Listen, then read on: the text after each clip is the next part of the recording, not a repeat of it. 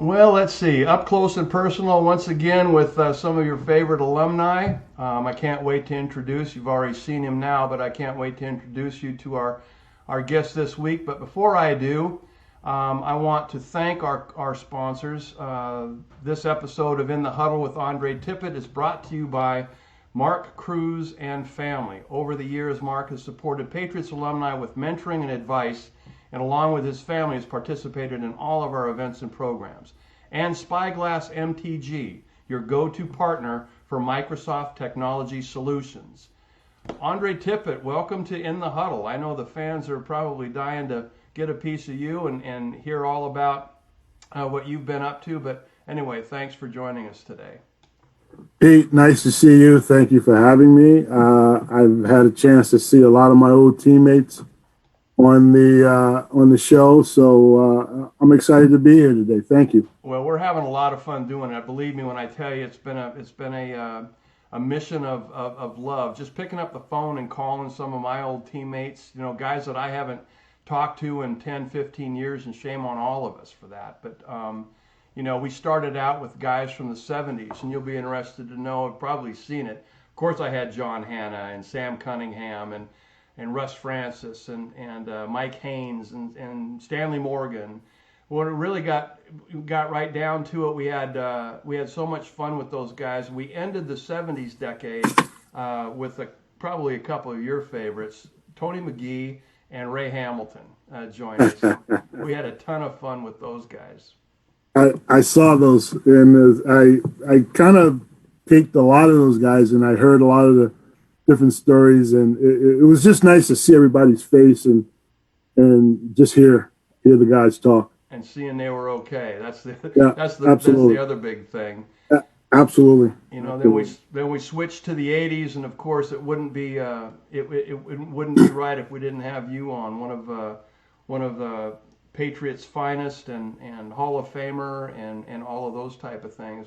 Let's kind of, just to give some I guess some structure to this whole thing. Let's start in the chronological you type of thing. You grew up around the Newark, New Jersey area, and left there and went to the University of Iowa. You're going to have to describe how some kid from Newark, New Jersey ends up in the high plains of Iowa. Back then I thought it was something really, really special. And, people were really going out of their way to kind of get me on the right path. But, as I look back over the years, I basically got hidden away. And, obviously I tell everybody the story. Academically, I wasn't where I needed to be to go there right away. And so the recruiting coordinator and my coach both agreed that, what, a year of junior college would help you, get you situated, get you back on track. And I was like, I don't know where to go. And they said, no, let us take care of that. And so they said, there's a junior college out there in Iowa, Ellsworth Community College. And I actually happened to have a teammate that was heading into his second year out there from high school. And so it kind of, led me to one thing, and I'm like, okay, I'm going to go there. I'm going to do a year. I'm going to work real hard, hit the books. And lo and behold, Bob Cummins gets fired at Iowa. Now I'm freaking out because I'm out there. I'm in the season. I'm like, wait a minute. I was owed a scholarship. Is our scholarship's going to still stand up? And then Hayden Fry gets hired. And next thing you know, the recruiting coordinator is freaking out because he doesn't know if Hayden Fry is going to keep him. And so I'm playing the season, and I'm kind of trying to figure out what's going on. He keeps telling me, just play, go to class, take care of everything. When it's time to come, don't worry about it. I think things are going to work itself out. I think Hayden really likes me. So long story short, or short story long, however you look at it, Hayden hired Bernie Wyatt back on the staff, who was the recruiting coordinator, who was recruiting me from Jersey. And he told Hayden that we got a player that you're going to really like at Ellsworth Community College, and we really, should stay committed to him. They signed me. I got out of there, and I ended up in Iowa City going into my sophomore year. Okay. And everything else is history. It was one of those deals that when I got there, though, I was ready to go home. You figure someone from the East Coast going out to the Midwest, and I'm looking at all this corn and farm country, and I'm freaking out. I'm like, y'all didn't tell me this was going to be like this, and but it took me a year, and you know what? To this day, people out in the Midwest are some of the finest people that I've ever known, and to this day, I have quite a few friends that I stay in contact with, and it's great to go back. I try to make it back once a year for a game, and it turned out to be a great situation for Andre Tippett. Well, and it probably wasn't your only choice either, but when you make a choice and you go with it and you get people like your recruiting coordinator behind you that get you all, enrolled in prep school and all that kind of stuff, or community college, and get everything going, you've made the choice. You make the choice the best decision that could have possibly be, just because you go after it at that point. Absolutely. Well, I was committed because I wanted to play in the Big Ten. I left that part out. People, well, why there? I wanted to play in the Big Ten. I would have played at Purdue, Illinois, as long as I got a chance to play against Ohio State and Michigan, because at that time, they were the big dogs. And either I'm going to play for them, I'm going to play against them. But either way you look at it, I wanted to play in the Big Ten. Big Ten football next to the Pac-10 at that time was like the place that you wanted to be. Yeah, no question. Now it's the SEC. Yes, absolutely. It's kind of everybody lines up to try to get down there. Yeah. So you go your 4-year experience and that whole thing. You guys did some good things. If you were like my career at the University of Colorado, some years were better than others, but you always had a chance at something. And then all of a sudden, lo and behold, the phone rings and you find yourself in Foxborough, Massachusetts. Well, it took us my senior year to kind of see Hayden's fried dream. And he kept telling us, it was the nice thing about it, he never lied to us, and everything was on track. And our senior year, we kind of turned it around. We were co-Big Ten champs. We were Rose Bowl representatives. And, it was probably the coolest thing. The university had never been to a bowl game or hadn't won a Big Ten championship since 1959 at that time. So they were dying for something, and Hayden gave it to them. And, it was a nice way to leave the University of Iowa my senior year that way. And, to this day, I feel like, I'm always, there's always love for me when I go back, because I feel like I played a role in the very important part of the beginning of this greatness that we have on campus. And it was pretty cool. Going into finishing up my senior year, you got guys on campus, telling me that you might go high in the draft, and you're hearing all these stories. And, I got one guy that wants to represent me, and I'm like, well, I think it's against the rules to have an agent. And, so there were a lot of things happening in Iowa City, and, you kind of had to be smart about what was going on and what you signed. Obviously, that.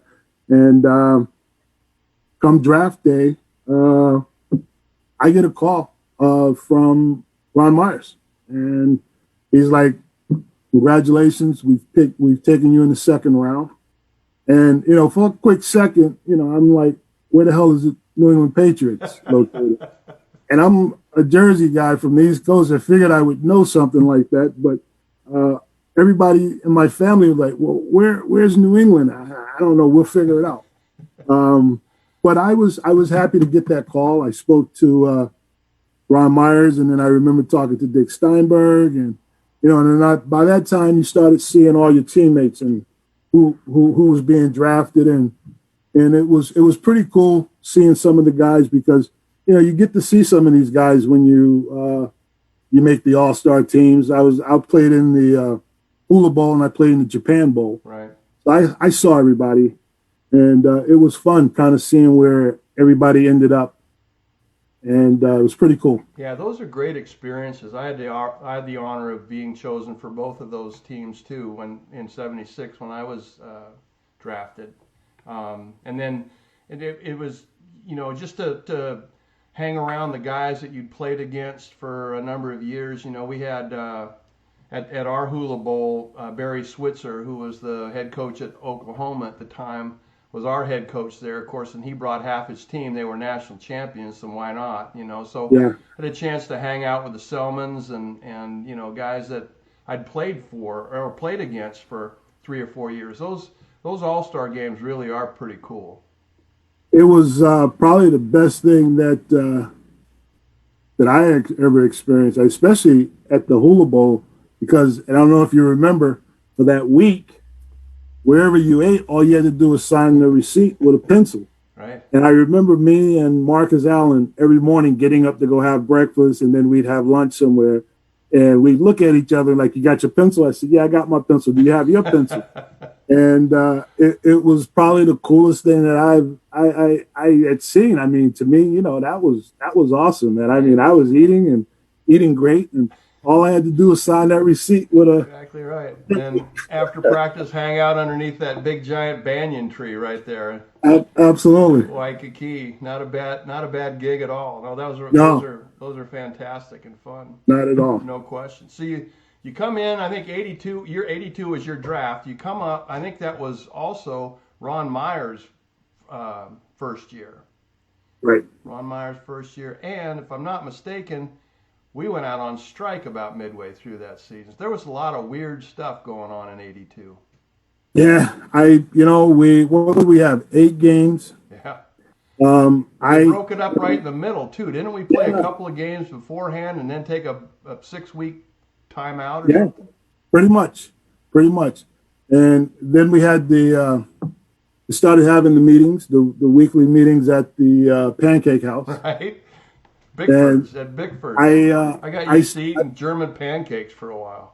tell me about it. Well, I was telling someone a story a while back about Julius Adams and how I said he used to threaten us as rookies. We had no idea what was going on. All we know is we saw how big his arms and his chest was. It was like, whatever we do, we got to make sure we listen to this guy because he keeps threatening to cut us. And he would pull out this big old knife and says, all you rookies, if I hear anything about any of you guys thinking about crossing the line or any of that stuff, and I can remember standing up looking, I'm like, holy cow, man, are you serious, man? This goes on in the National Football League?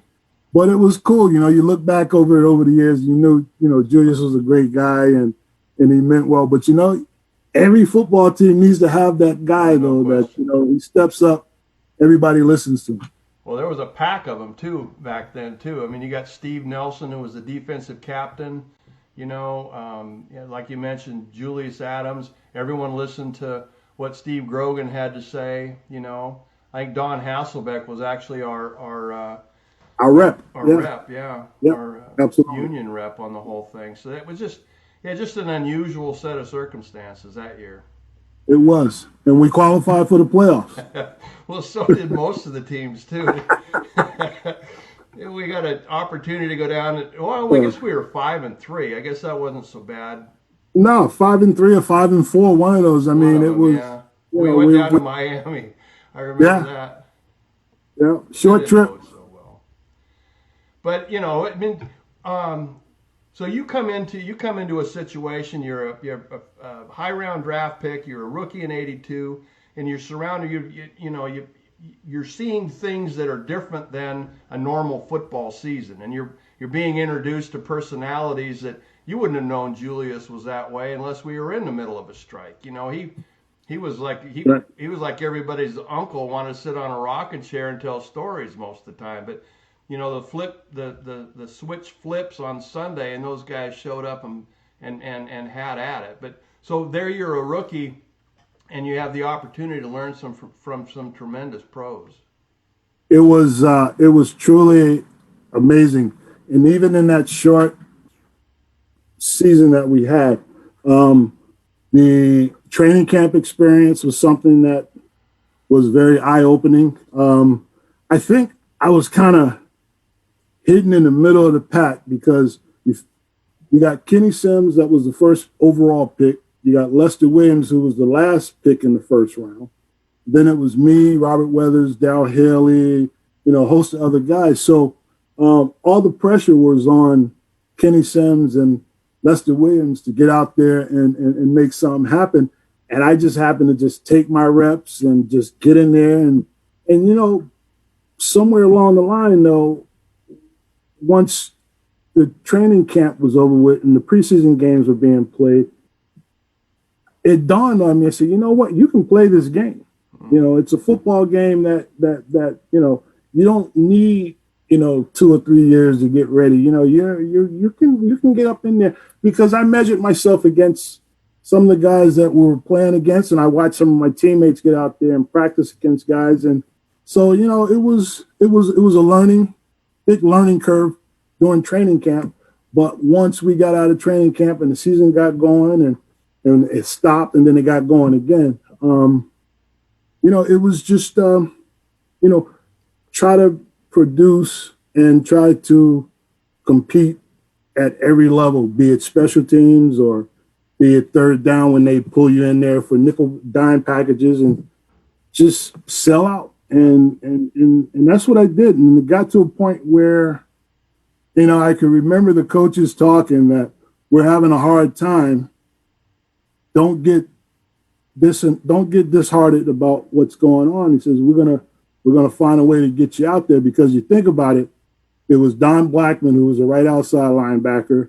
It was Larry McGrew, who was the left outside linebacker. Nelly was in there. They got Clayton Wysoon in there, and it was somebody else I can't think.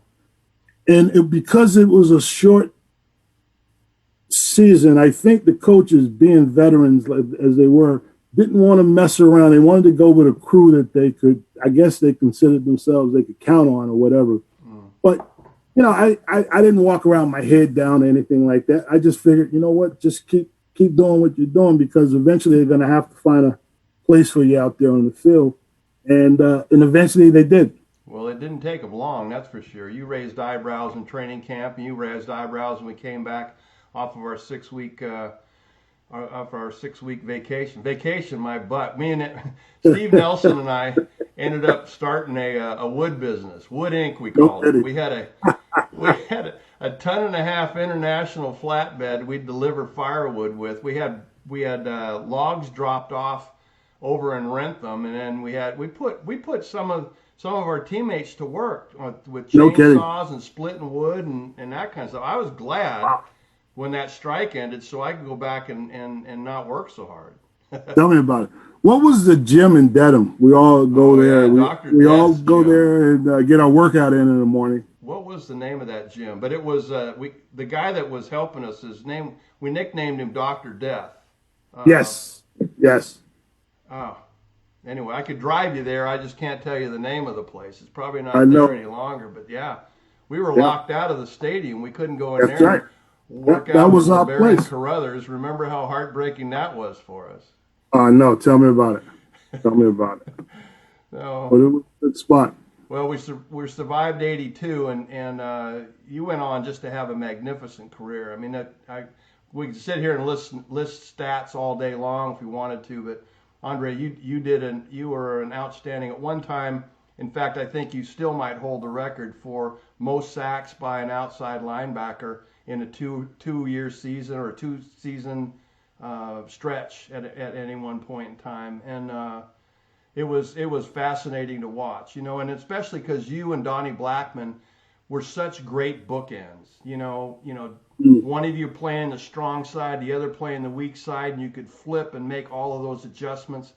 I'm pretty sure that when they called cover two, you weren't sitting back in the flat. You had your ears pinned back and ready to come most of the time. But it was really fun to watch, especially from an offensive point of view. I wanted the ball back, and you guys did an outstanding job of making that happen.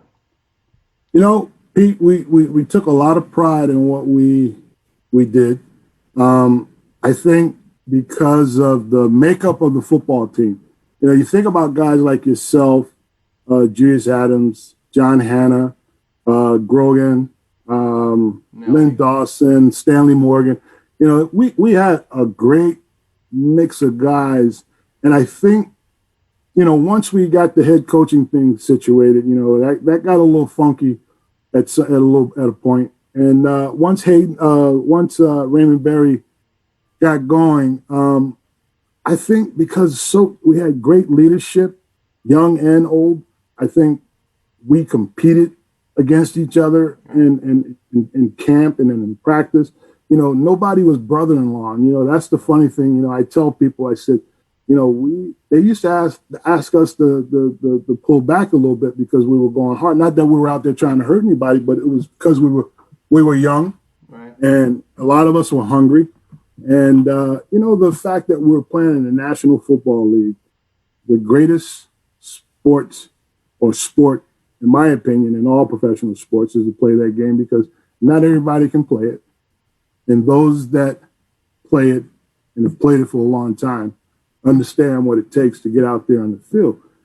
And so we're all trying to make our own little niche along the way. And, it's, you obviously, with Hannah next to you and me looking at Blackman and then other guys around the league. And we all kind of got our eyes out and we're seeing who's playing great and what are they doing.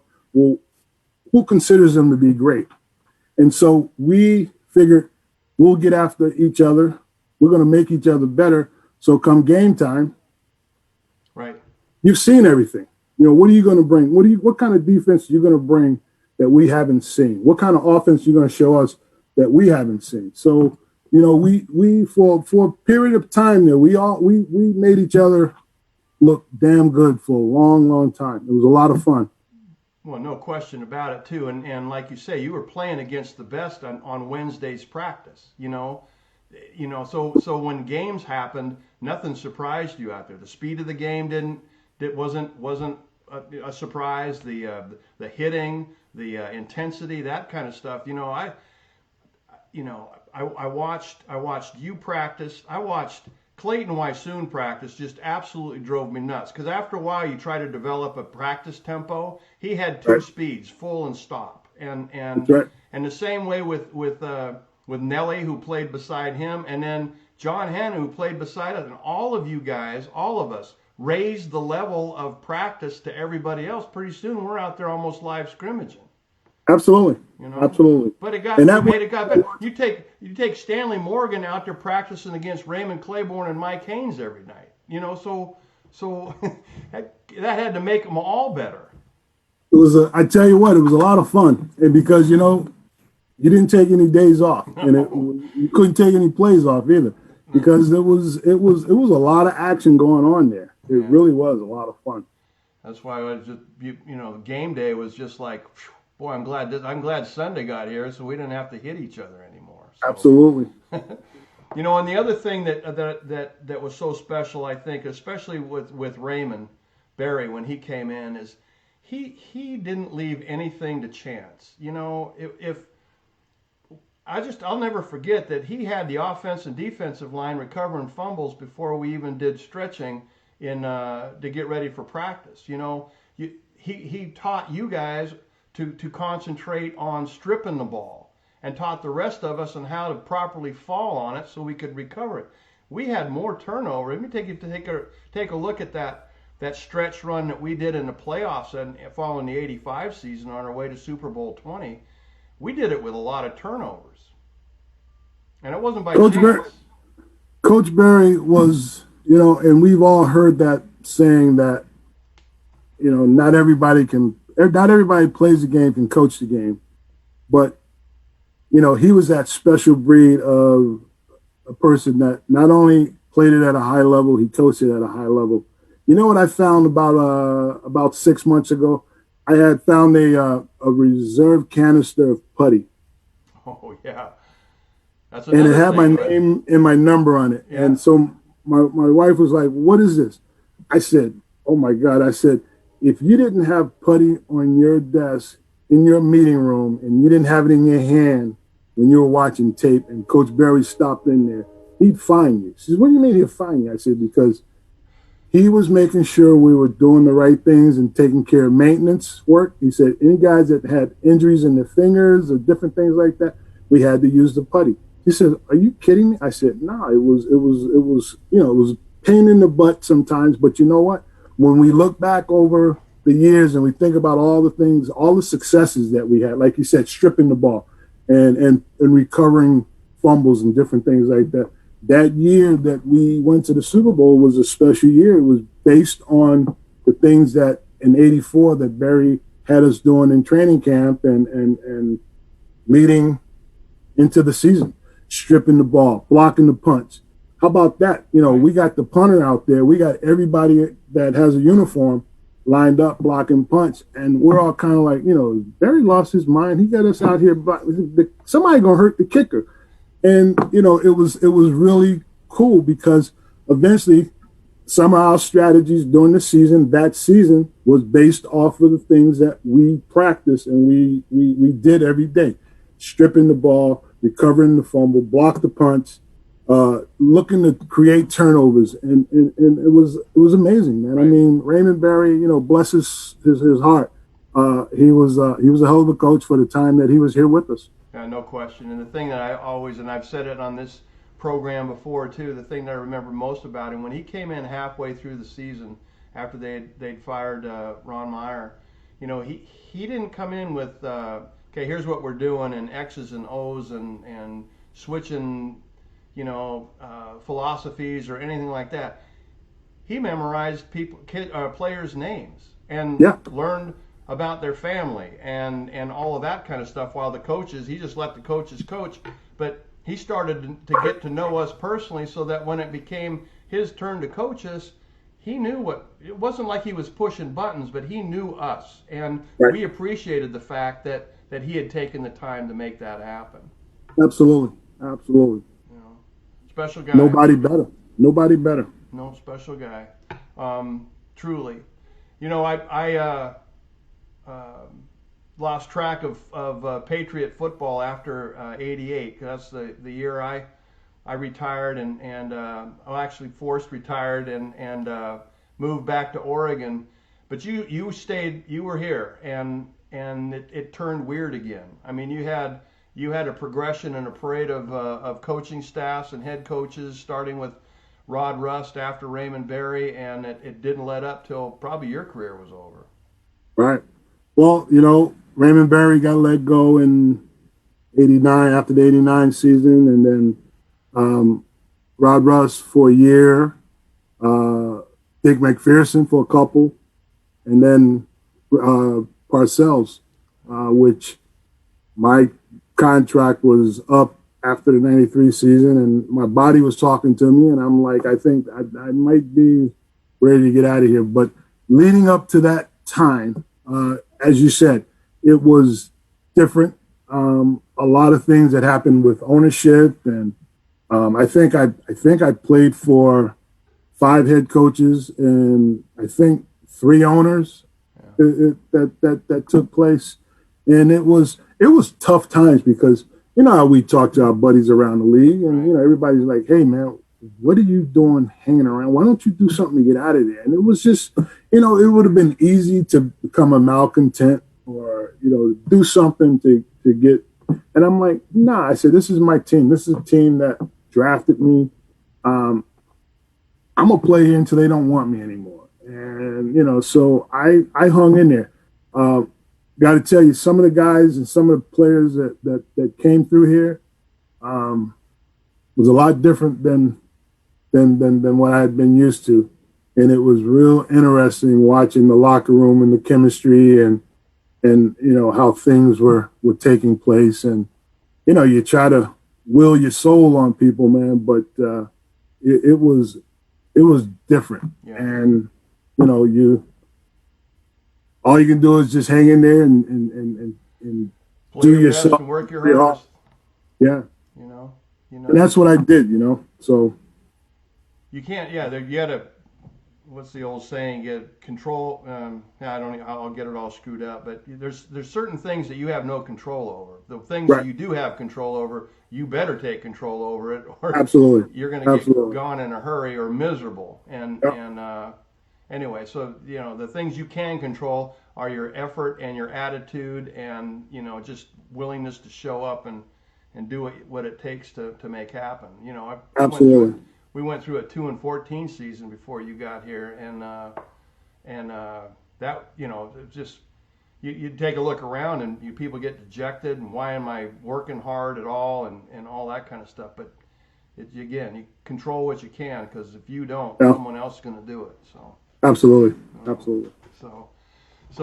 So 93. You saw quite a bit. At one point, you were the rookie coming in at 82, and you were like scared of Julius Adams. And then the other end of the spectrum, you were that guy. I'm that guy. You were that And guy that that the Vincent Browns and the Stapletons and the Chris Slades and stuff come in and go, you're that guy.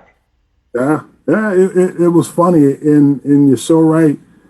Guys looked up to you, and all I ever wanted to do when that time came was don't embarrass yourself out on the field.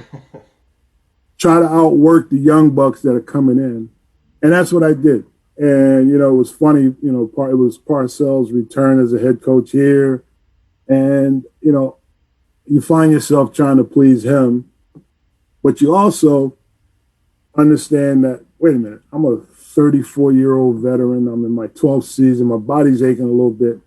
You're gonna cut me a break. I remember a time when I saw my teammates like Grogan and Nelly and Julius Adams have the afternoon off when they could come and just hang out with their jerseys and shorts on. And I think I remember going to Bill saying, hey, I was just wondering if I'm going to ever have one of those days. And he says to me, why? What's something wrong with you? I'm like, no. I said, I'm fine. I said, I'm just, I'm older now, coach. And he says, yeah, okay. And so I'm thinking, again, here we are, we're comparing coaches. Raymond Berry, Bill Parcells, and Bill basically looking at me like, look, if you need to have a day off, take it. But I don't think you're going to appreciate the consequences of taking that day off because you want to relax. And I dropped that case and got back in uniform, and I continued to dance every dance and make every practice, and just said, you know what, I'm going to worry about this stuff later. Yeah, that's exactly right. Exactly right. So you retire in following the 93 season? After the 93 season, yes. Yeah. And what a lot of people probably don't know, they know that you work for the Patriots and have for a long, long time. But what they might not know is that you're the only one. You're the one that, and it's because of you, your work ethic, who you are, and the Patriots hired you, and you've done an outstanding job with whatever they've asked you to do down there. I know you're very involved with the charitable foundation, all the community relations stuff that they're doing down there. But you're the only retired player that the Patriots hired, and it's funny you say that, Pete, because I was, toward that time where it looks like, my years are starting to get short. I was thinking, I said, there's never been a player on the Patriot team to walk into the front office, and I kept keeping an eye. I figured at some point Grogan might do it. I figured Nelly might do it. I figured somebody would beat me to the punch, and then lo and behold, 93, after the season is over with, new ownership, I meet the owner. Robert Kraft looks at me and says, you got two options. He says, if you want to continue to play, we'll negotiate, do a contract for you. And if you don't, we'd like to offer you an opportunity to work in the front office.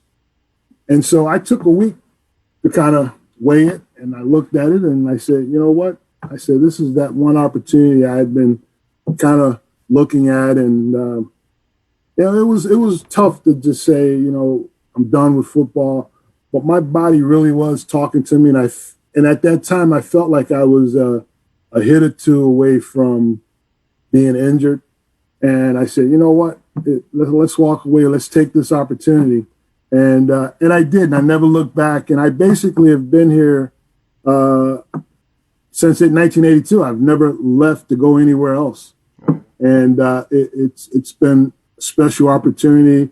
It's been one that I've taken a lot of pride in having, because not only do I represent myself, but I feel like I've represented my teammates, people that have been associated with me, by doing a great job.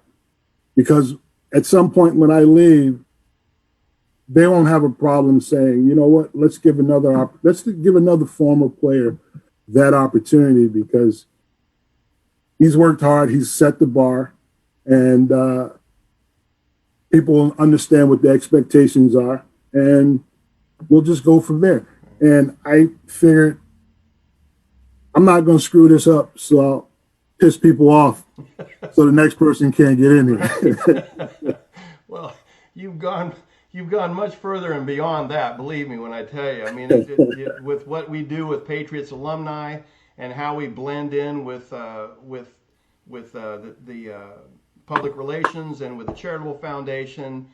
Although we're a standalone organization away from the mothership, you can't unjoin us.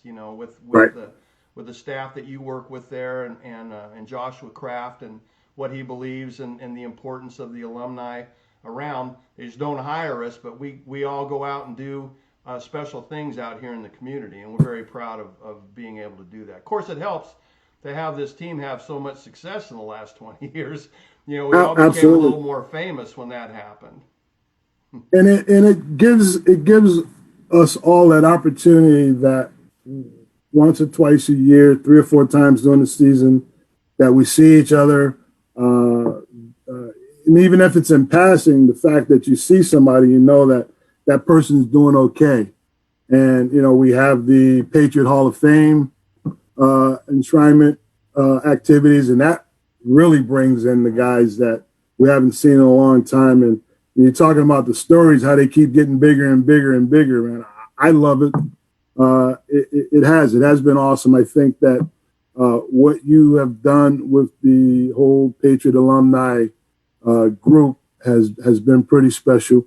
And I think that, as far as that measuring stick compared to other groups around the league, because there are other teams and there are a lot of people that are trying to do similar things and bringing their alumni together. But I think you guys, and you personally, have really done a great job in making sure that the guys are involved, they have an opportunity, and they understand what's going on and what's important.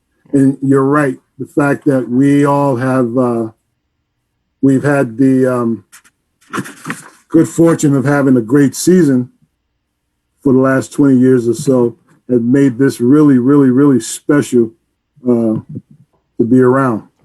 Right, no question. So about midway through this whole, from the time you retired till today, the Canton came and knocked on your door. That had to be a special moment and a thrill for you.